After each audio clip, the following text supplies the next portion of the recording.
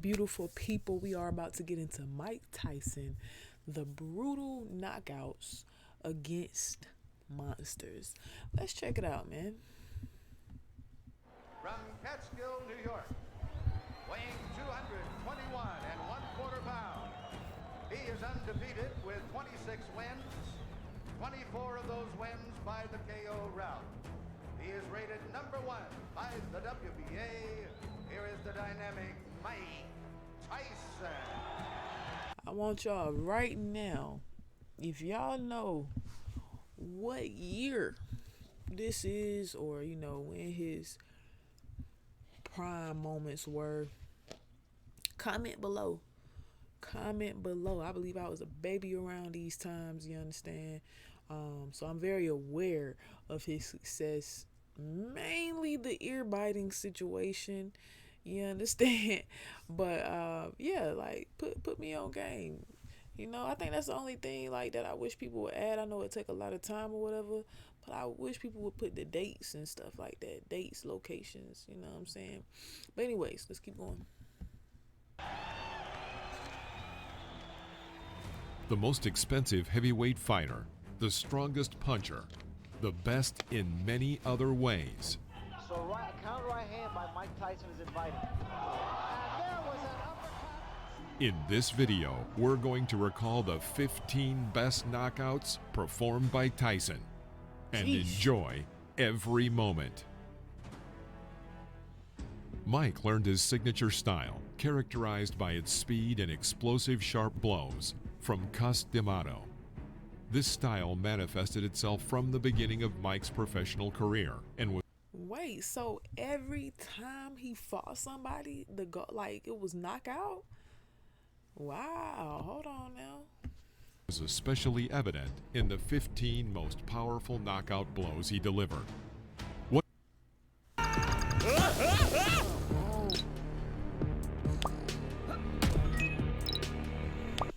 Now we're gonna get rid of that. One of his early fights is no exception. His bout with Marvis Frazier in 1986. At that time, Marvis was a promising boxer with a record of 16-1. Everyone expected a legendary spectacle from the fight. Tyson moved his opponent into a corner and delivered a right uppercut, followed by a series of 5 powerful blows. Frazier falls and the referee starts counting. Oh my gosh, down goes Frazier. Is that where that come from? Followed by a series of 5 powerful blows. Frazier falls and the referee starts counting. Only 30 seconds have passed from the start of the fight, and Marvis was unconscious. The referee stops counting. It took several minutes for Frazier to come to his senses. It's not without good reason that this hard knockout is called one of the most spectacular in Iron Mike's career. Oh my God. Give me first your reaction to the fight. The fight, I was confident. I trained real hard with my trainer, Kevin Rooney, who I owe a great deal to. And I came out and I was confident. 25 wins, 0 losses, 23 knockouts. I knew the fight. I felt it deep in my heart. I was going to stop him in the first round. Did you know from watching tapes of him that you could hit him with the uppercut? No, that's my favorite punch. And I watched the time, and I knew from my trainer telling me, as he throws his punches, he bends down. And I knew that would be perfect for my uppercut. I planned on working the body more, but I saw the opportunity, and it looked too good to go away. In September 1986, Mike Tyson entered the ring against... There we go. We getting the dates in, you feel me? All right, so around this time, I was not born, you understand? So, dang, Mike Tyson been around for a long time. Against Alfonso Ratliff. The fight against Alfonso was the last before Mike's first championship title fight with Trevor Berbick. Tyson quickly figured out his rival, demonstrating the brilliant technique that distinguished him from his early years in the professional ring. After waiting a moment, Mike dodges to the left and throws a powerful left hook into Ratliff's jaw. Alfonso falls to the floor. He gets up on one knee and waits until the referee counts to 9 before he stands. Mike rushes to finish the fight and shoots a series of 8 hits. Ratliff barely escapes in the clinch. After the referee separates the fighters, Tyson begins beating Ratliff near the ropes and ends up finishing him in the second round. Davey Pearl looking very closely. And that's all. It's over. Mike was not to be effed with. You hear me?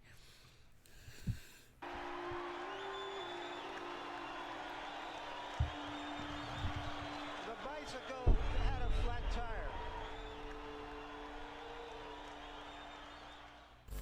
Tyson's strength is both impressive and terrifying. Our next example is the fight with Trevor Burbeck in November of '86. At that time, Trevor was the reigning heavyweight champion of the world.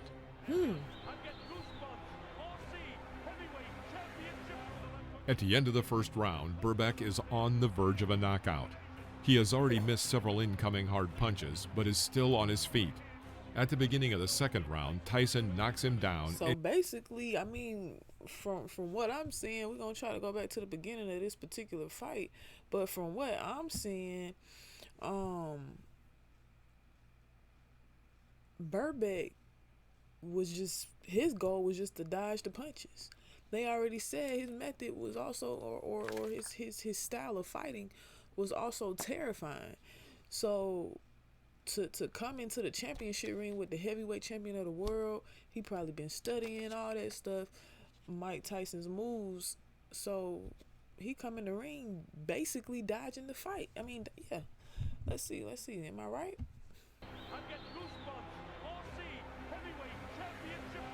At the end of the first round, Burbeck is on the verge of a knockout. He has already missed several incoming hard punches, but is still on his feet. At the beginning of the second round, Tyson knocks him down and continues the attack with an uppercut to the jaw, then a left hook to the head. Burbeck tries 3 times to get up, but keeps falling back to the floor. The referee stops the fight. The result is a technical knockout, making Tyson the youngest world heavyweight champion. See, this the stuff I did not know about Tyson.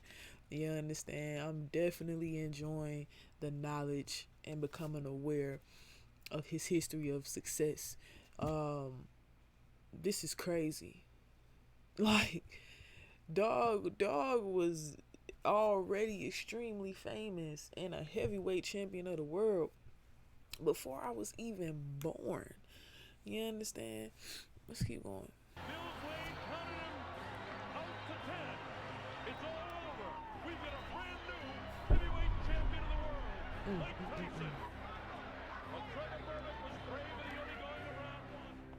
Iron Mike is famous for the brutal power he used against his opponents. In the fight with Pinklin Thomas on May 30th, 1987, this was especially noticeable. Oh, they just called this man Iron Mike. By this time, Pinklin had only 1 loss on his record, to Trevor Burbeck, who was defeated by Tyson earlier. The fight began with an explosion of side hits from Mike, but Pinklin resisted. Thomas lasted until the 6th round, when Tyson threw a devastating series of uppercuts and hooks with both hands, dropping Thomas to the canvas. It was a brutal and absolute victory. In his autobiography, Tyson later said that he hit Pinklin with everything he had, not caring what would happen to him.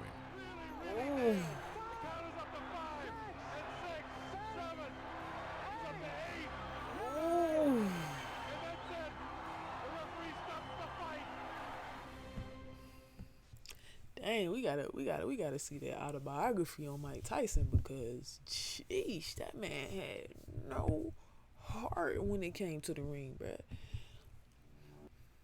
I want to give you a copy of my brand new book, Stock Trader's Playbook, so you can learn the strategies that my students and I use. You know, I have to sit up when these ads come on so I can make sure I block them at the right time, because this chair is in the way. I'm gonna have to move this chair. Once and for All was the title listed on the posters about the fateful fight of the 2 undefeated heavyweight champions, Michael Spinks and Mike Tyson. In 1988, this was perhaps the most important event in the world of professional boxing.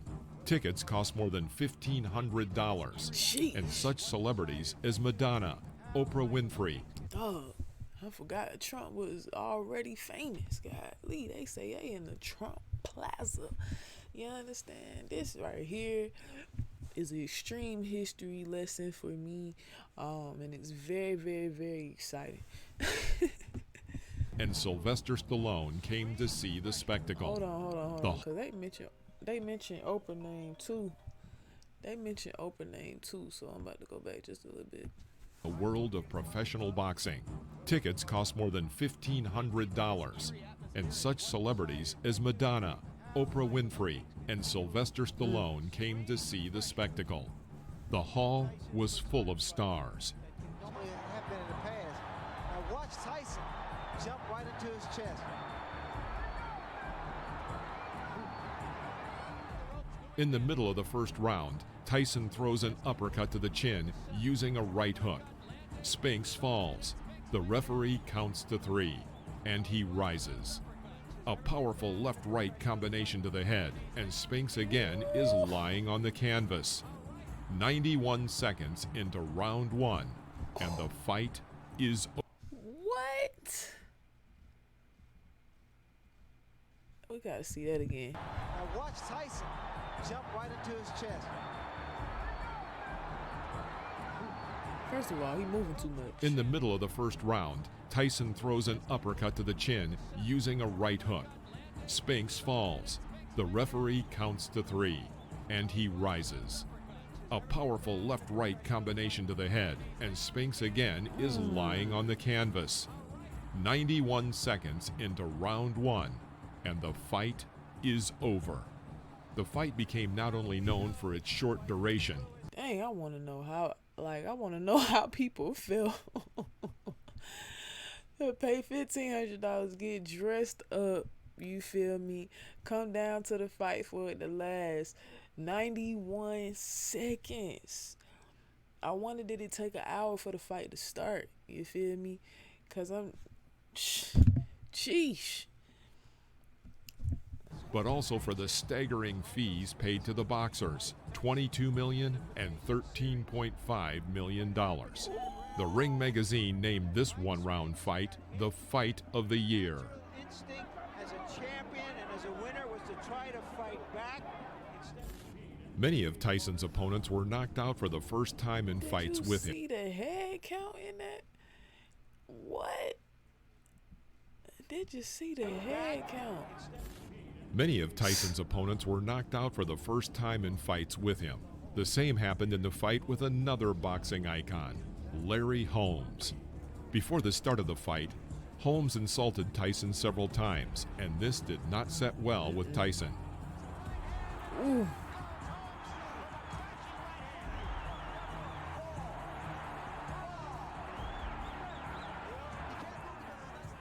During the fight, Iron Mike showed animal aggression in all its glory. The fight ended in the 4th round, delivering an extremely humiliating defeat for Holmes, who was knocked down 3 times. In the end, after the knockout, If y'all ain't seen the airplane incident, or if y'all have seen the airplane incident, then y'all know Mike Tyson don't take kindly to disrespect. And what I'm seeing here is height and weight has no factor to strength and courageousness. Like, that's what I'm seeing here. Larry had an episode of fainting and shock. He needed a doctor to get up. Larry Holmes subsequently considered this fight his only defeat and called Tyson a real champion.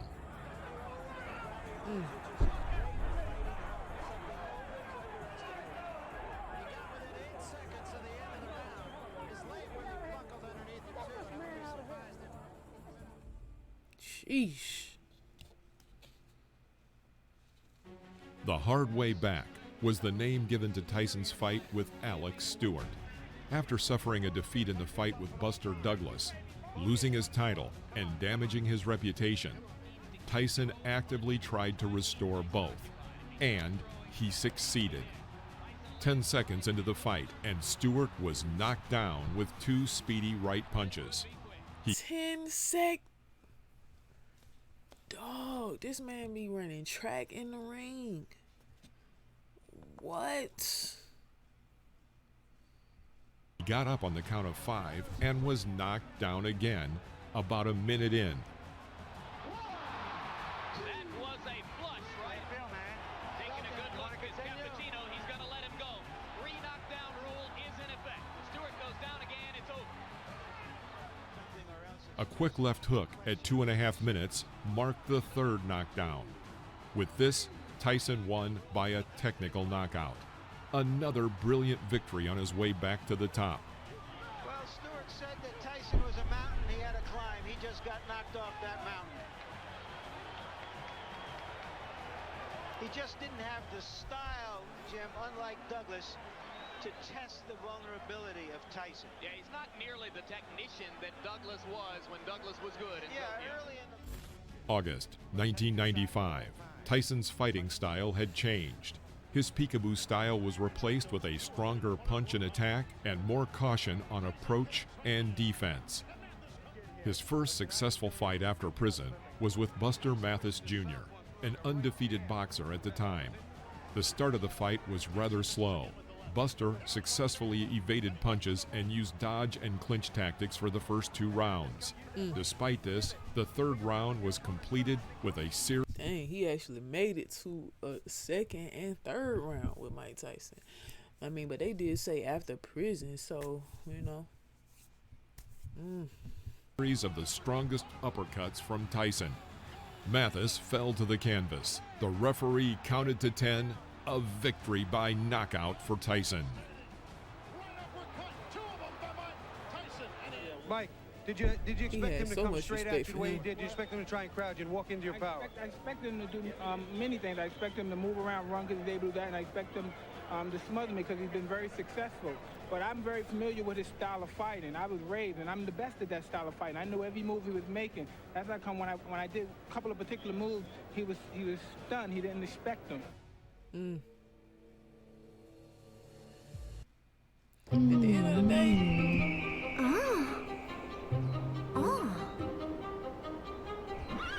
At the end of the day, at the end of the day, anything you want to be great in, it always boils down to studying and practicing.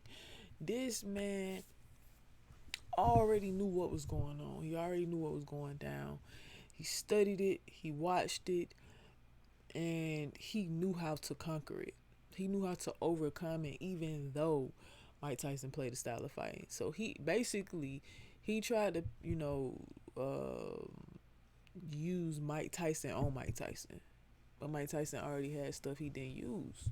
You feel me? And that also boils down to origination or being, let's just say being original. In September 1996, Tyson's fight with Bruce Seldon was one of the shortest heavyweight title fights in boxing history, lasting only 1 minute and 49 seconds. Tyson immediately attacked aggressively. Seldon tried to throw a flurry of left jab punches and used his signature tactics, but Tyson easily dodged the attack. See, this is like, at some point you have to realize that moving around the ring is only going to make it worse. That's what I see. You know what I'm saying? Y'all let me know what y'all see below. Do y'all enjoy people that jump around the ring? Or do y'all enjoy people who, who stick in there? Y'all let me know what y'all think. Clowns or frowns? You feel me? Attack. In the middle of the round, Seldon was knocked down with a left hook, followed immediately by a straight right. The boxer got up to the count of 8 and continued the fight, but was again knocked down by a left hook. Ooh. Bruce got back to his feet but lost his balance. Referee Richard Steele stopped the fight and awarded Tyson the win by TKO, making him a 3-time world heavyweight champion. Ooh.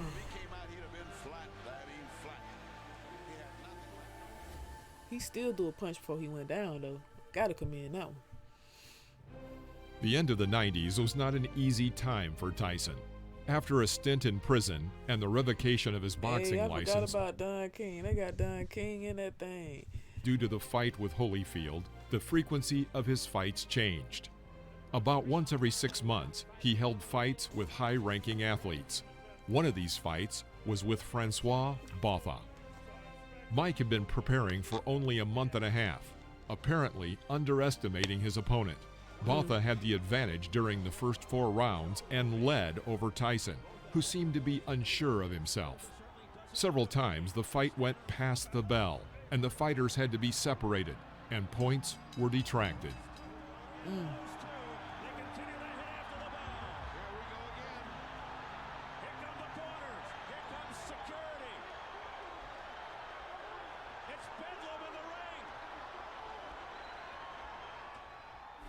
Botha began to taunt Tyson, which angered him. Francois was sure of his victory until, in the 5th round, a short right blow from Tyson sent Botha to the canvas. A brilliant knockout turned the fight around.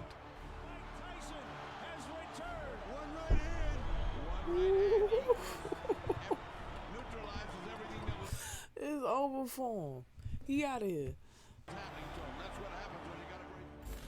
January 2000, Tyson fights in Europe against the champion of Great Britain, Julius Francis. The European public is sure of Francis's victory, with newspapers even paying huge sums to advertise on Francis's shoe. Dang, they didn't even talk about the Holyfield fight or show the Holyfield fight per se. They went straight past that thing. They said something about it, went to the next one. Am I wrong, or are we just not to it yet? However, as is often the case with professional boxing, expectations do not always match reality. That's key. That's a lot more than most people thought. That left hook to the body hurts, Steve. He could be in trouble right here. He's stunned it down. Vintage. Round, 30 seconds to go. Can he survive the final seconds of the opening round? Again, he staggers Francis. Tough body shot. Francis is down. Right in. 16 seconds into round 2. He's been down 3 times. How much more punishment? There's a left uppercut. Twisting left. Julius fell twice during I'm confused how such a tall man could go so low. Like, what? I mean, I understand, though. He probably was just trying to protect his head. I get it. the first round. After a 5th fall, the referee stopped the fight in the 2nd round. The fight ended with a knockout at 58 seconds in round 2. Sheesh, man. In mid-2000, a fight with Lou Savarese took place, which left a mark in Tyson's record as one of the fastest in his career. Obey my instructions. Shake hands. Good luck to you both. This is where Iron Mike's famous aggression came into play. The fight began with a powerful hook from Tyson, with which he knocked Lou down. Lou got up, but Mike rushed to finish him off.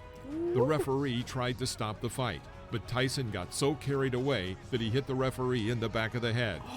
The fighters were separated, and Tyson was awarded victory by a technical knockout. Try to stop it.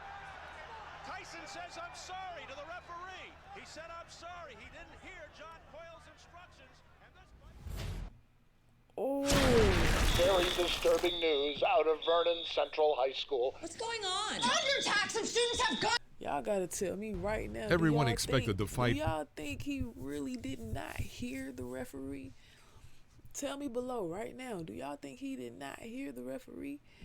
With Polish boxer Andrew Golota to be aggressive, since both fighters were known for rough tactics.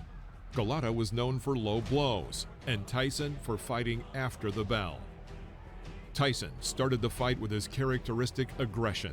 Golota made good use of the left jab and his height advantage. In the last 30 seconds, Tyson threw several strong punches, one of which hit the target. Next, another powerful right cross, and Golota was on the floor, bleeding from a cut over his left eye.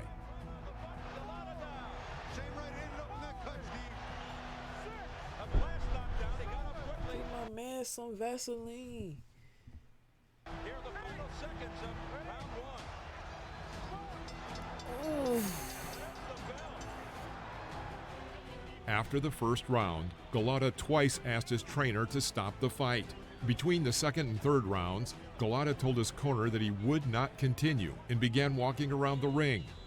Despite the encouragement of his coach and attendants, Galata refused to continue. Dog just quit like that? Do anybody know his reasoning for quitting? Continue the fight. After the third bell, the referee raised Tyson's hand, a technical knockout. Spectators would remember this spectacle for a long time. October 2001, another fight outside the U.S. The fight was with the Danish fighter Brian Nielsen, who was known as one of the dirtiest fighters. 25,000 spectators came to watch this fight. From the first round, Nielsen was under a hail of blows from Tyson.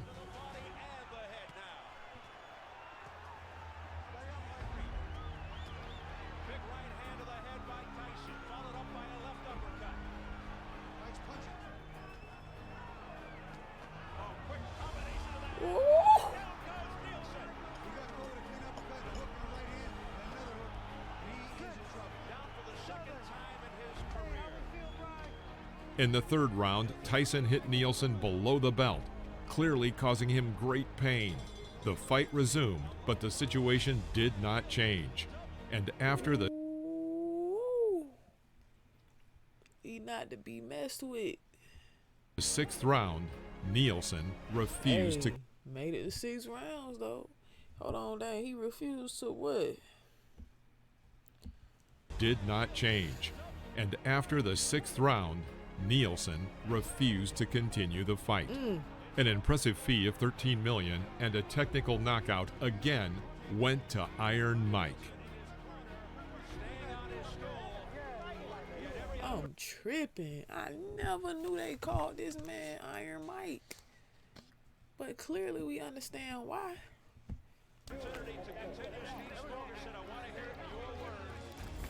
The last knockout in Tyson's professional career was in a fight with Clifford Etienne on February 22, 2003. Etienne at the time was one of the most spectacular boxers of the early 2000s, according to The Ring. There were rumors about Tyson's poor physical fitness, and reporters were constantly looking for new gossip. The fight was one of the shortest held by Tyson. After a rather slow start, he threw a right hook that knocked Clifford to the floor. The referee counted to 10, but Etienne was still on the floor. At 49 seconds of the first round, Etienne was knocked out, concluding Mike's legendary knockouts.